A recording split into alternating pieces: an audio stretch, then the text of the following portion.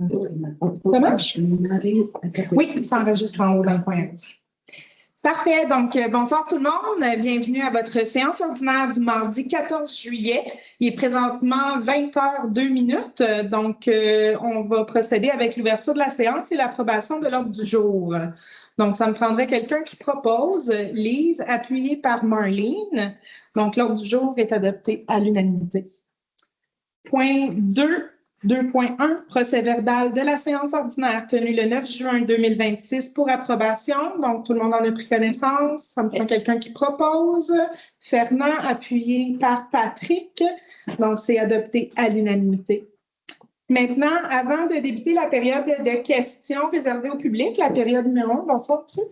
Donc, j'aimerais juste répéter quelques petites règles. On demande, si possible, de s'en tenir à l'intérieur de 3 minutes par personne.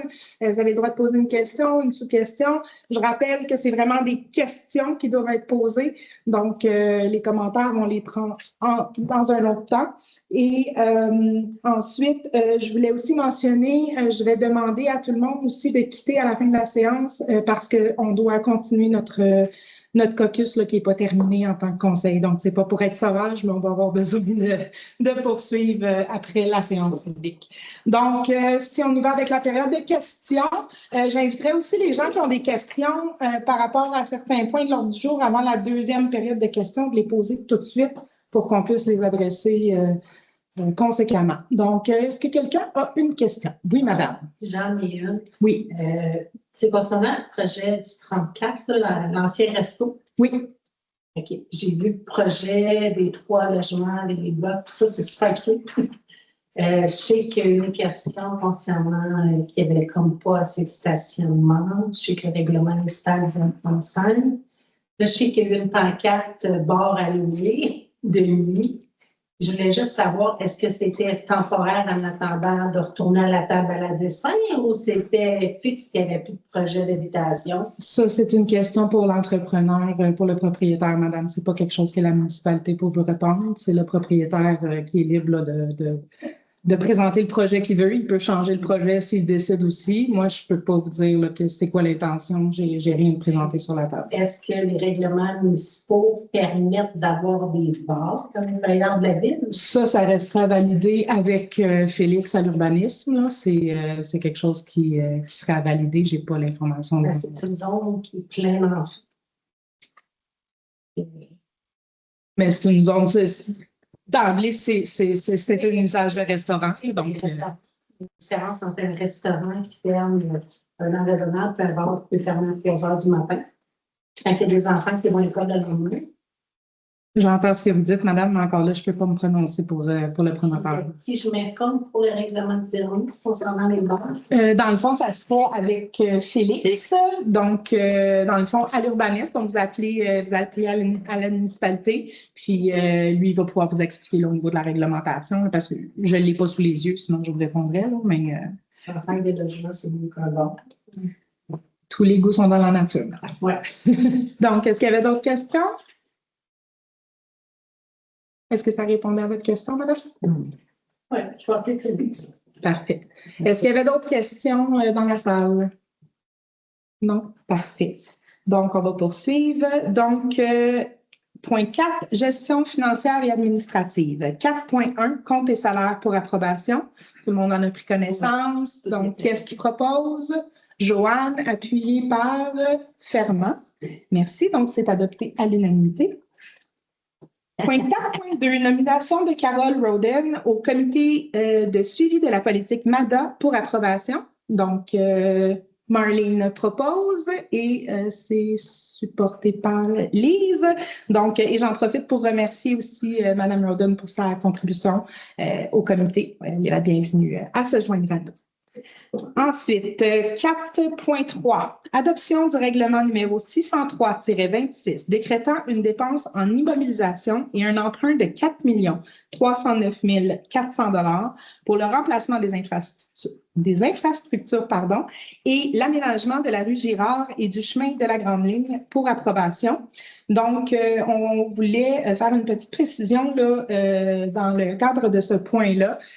Quand on a tenu la séance d'information publique pour spécifique au projet de la rue Girard, il y en a beaucoup qui se questionnaient là, par rapport à certaines fragmentations des coûts, dont l'aménagement du débarcadère devant l'école et l'aménagement de la piste multifonction. Donc, on a demandé aux ingénieurs de retourner là, faire les calculs et je vais te laisser dire les chiffres exacts parce que j'avais, au niveau du débarcadère, on parlait d'un 21 000 excédentaire. Ça, c'est pour la sécurité pour les enfants. Donc, ça, c'est certain que c'est très minime là, sur l'ensemble du projet. Donc, on va de l'avant. Et ensuite, au niveau de la piste multifonction, on parlait de 186 000. Oui. Donc, équivaut à 6 du projet. Le coût total pour ces deux améliorations-là qui sont inclus actuellement dans le projet représente 6 du coût total. Donc, il a été convenu là, de poursuivre là, la démarche là, au niveau du conseil. Donc, est-ce que j'ai quelqu'un qui propose? Attends, je vais expliquer le règlement. Oui, OK, vas-y. Okay. Donc, le règlement d'emprunt, il est... le règlement qui est adopté ce soir est le même que celui qui a été en projet le mois passé. C'est un emprunt de 4 228 596 pour le remplacement du réseau d'égouts d'aqueduc sur la rue Girard. L'ajout aussi d'un égout pluvial, une piste multifonctionnelle le long de la rue et un aménagement particulier devant l'école, entre la rue Girard, entre le chemin du Vide et le chemin de la Grande Ligne, et aussi un petit tronçon du chemin de la Grande Ligne entre la rue Girard et la rue principale, où là, il y a uniquement le remplacement d'égouts, du réseau d'égouts et du réseau d'aqueduc. Il n'y aura pas le reste des travaux, pas de piste multifonctionnelle sur cette section-là et pas d'égout pluvial non plus d'ajouter, pas de tuyau d'égout pluvial de rajouter. Voilà, donc c'est le coût des travaux. Le règlement d'emprunt dit que c'est un règlement d'emprunt sur 20 ans. Il est départagé en pourcentage parce qu'il y a un pourcentage de 71% qui est au fonds général. Il est divisé en deux parts parce qu'il y a une grosse subvention qui est près de 1,9 million de subvention, près de 2 millions. Mais il y a une partie qui est au fonds général qui n'est pas subventionnée. Donc, dans le règlement d'emprunt, cette partie-là est mise à part vu que la subvention ne s'appliquera pas. Le reste qui est au fonds général où la subvention s'applique. Donc, finalement, 28 du 71%, il n'y a pas de subvention et 43 du 71% qui est à l'ensemble et la subvention est appliquée.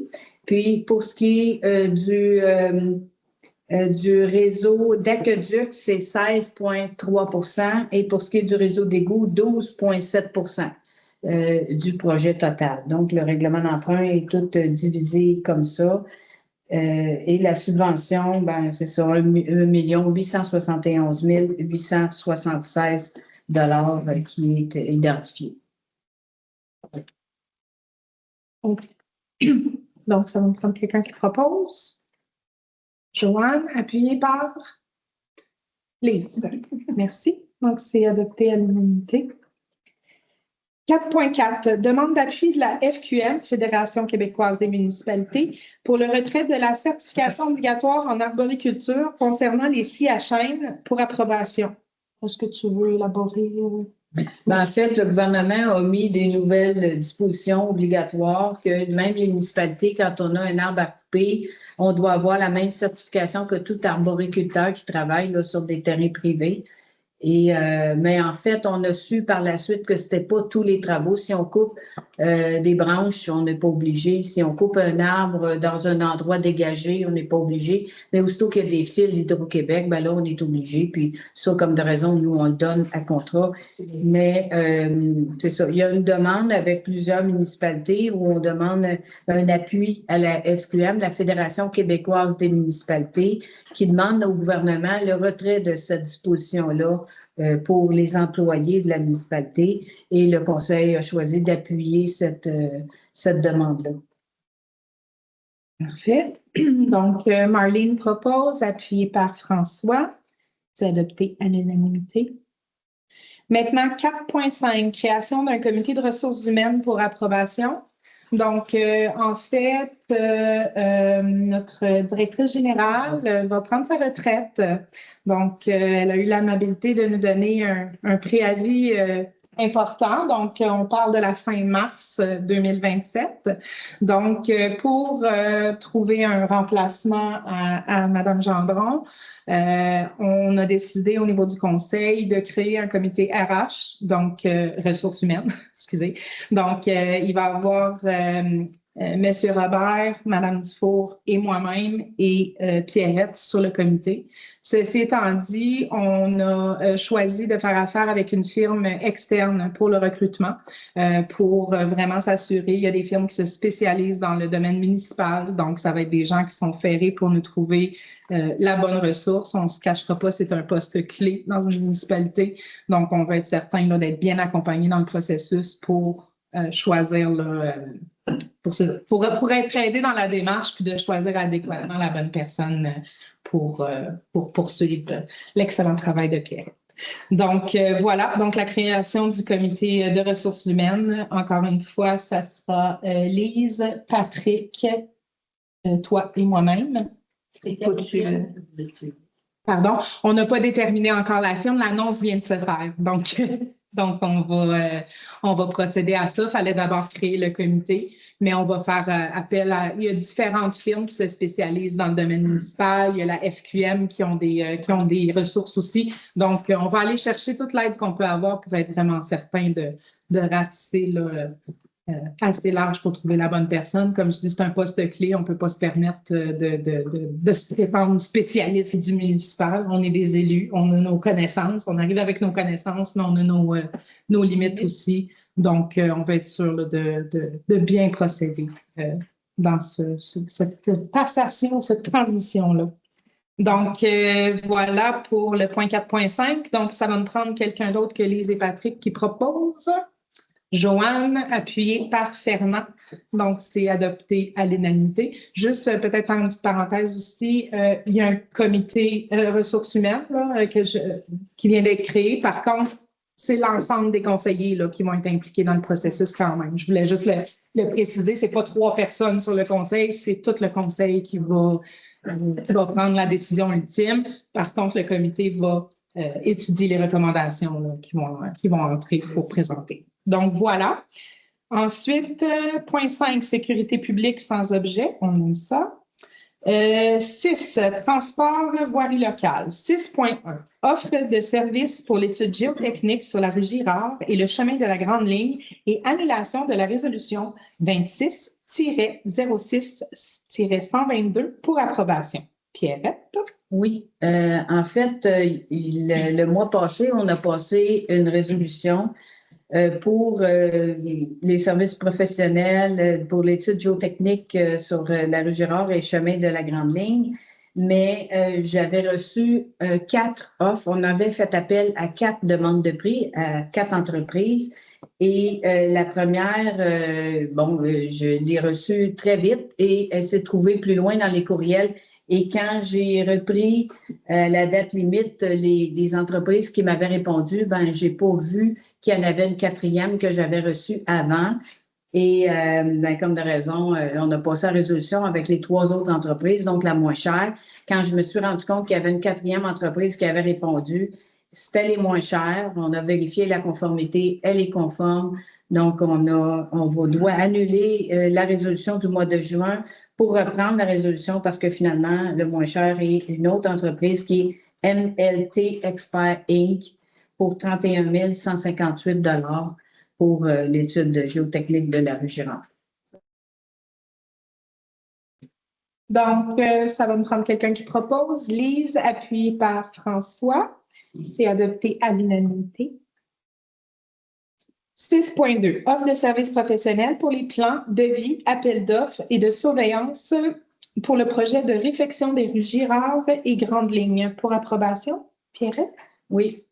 Donc, il a été décidé de donner le contrat à Tetra Tech, firme d'ingénierie, pour plans et devis, aide lors du processus d'appel d'offres pour aller trouver l'entrepreneur qui va faire les travaux l'an prochain et aussi pour la surveillance lors des travaux pour un montant de 124 950 plus taxes. Donc, dans la résolution, les taxes sont toujours incluses.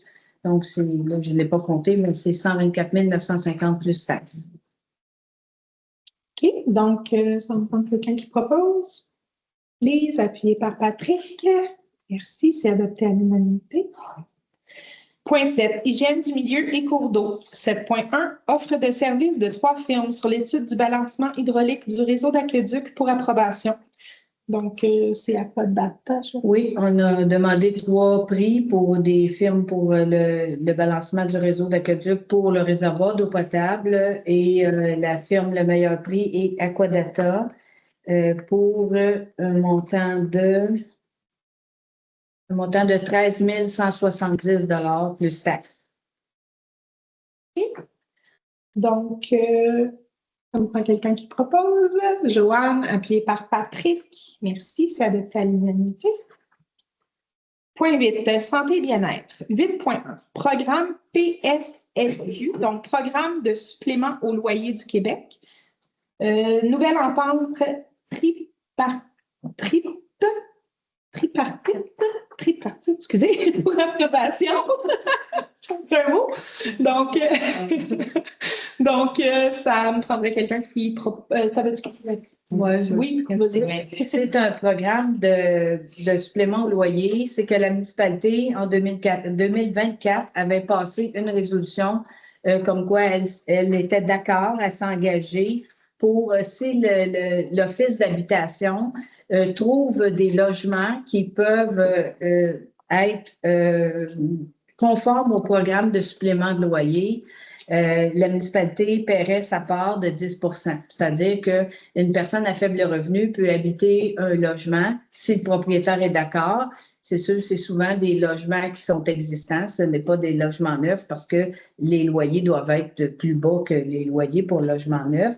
Le gouvernement en paye une partie, la personne à faible revenu paye une part qui est un pourcentage de son revenu. Le gouvernement assure la différence et du coût du loyer, mais la municipalité aussi met 10 %. En 2024, le Conseil s'était engagé pour 3 logements où on voulait aider les personnes à faible revenu. Le Conseil aujourd'hui a décidé de continuer le même 3 logements. Donc, c'est une résolution pour dire à l'Office d'habitation que la municipalité continue d'offrir les 3 logements s'ils trouvent des propriétaires qui sont intéressés au programme et qu'on va assurer notre 10 %. En 2024 et 2026, il n'y en a pas eu de logements qui ont fait partie de ce programme-là à Saint-Angèle. Mais je pense que là, ils veulent vraiment aller de l'avant et essayer de trouver des propriétaires qui pourraient être conformes des loyers, qui seraient conformes à ce programme. Il faut que les gens soient 35 000 et moins. Ouais, les gens doivent gagner 35 000 et moins de revenus. C'est ça. Les logements pas en haut de 10 200. Mm-hmm. Puis aussi, juste une autre petite parenthèse, c'est pas la municipalité qui choisit les loyers qui vont être sélectionnés ou même s'il va en avoir qui vont être sélectionnés dans la municipalité. C'est vraiment au niveau gouvernemental là, que ça se passe. Donc, voilà. Donc, pour ça me prend quelqu'un qui propose. Joanne, appuyée par François. Donc, c'est adopté à l'unanimité. 8.2, programme PSLQ, autorisation à l'Office d'habitation Haute-Yamaska-Rouville à gérer le programme et engagement à assumer 10 % des coûts pour approbation. Ben, c'est la juste même affaire. ce que je disais, là, c'est pour que ça soit géré par l'Office d'habitation. Donc, qu'est-ce qu'il propose? Lise et appuyé par Patrick. Parfait. Merci, c'est adopté à l'unanimité. 8.3, programme de rénovation HLM, donc habitation à loyer modique, engagement de la municipalité à contribuer à la hauteur de 10 des dépenses pour approbation. Oui, Pierrette? c'est un nouveau programme de rénovation. Donc, l'Office d'habitation Haute-Yamaska-Rouville, dont on fait partie pour l'Office d'habitation là, en face de l'école. Pourrait, s'il y a des travaux à y faire partie de ce programme de rénovation-là. Actuellement, il n'y a pas vraiment de travaux à faire, mais l'Office d'habitation demande à la municipalité de passer la résolution, comme quoi ils sont d'accord que s'il y a des travaux à faire, ils vont faire appel au programme de rénovation pour l'Office d'habitation et que la municipalité va être d'accord à payer son 10 %. C'est juste pour prendre l'avance si jamais il y a des travaux. La résolution sera passée pour faire partie du programme et qu'on ait seulement le 10 % à payer. Voilà, ça prend quelqu'un qui propose. Lise, appuyée par Marlene. Merci, c'est adopté à l'unanimité. 8.4, État financier 2025, Office d'habitation de la Haute-Yamaska-Rouville pour approbation.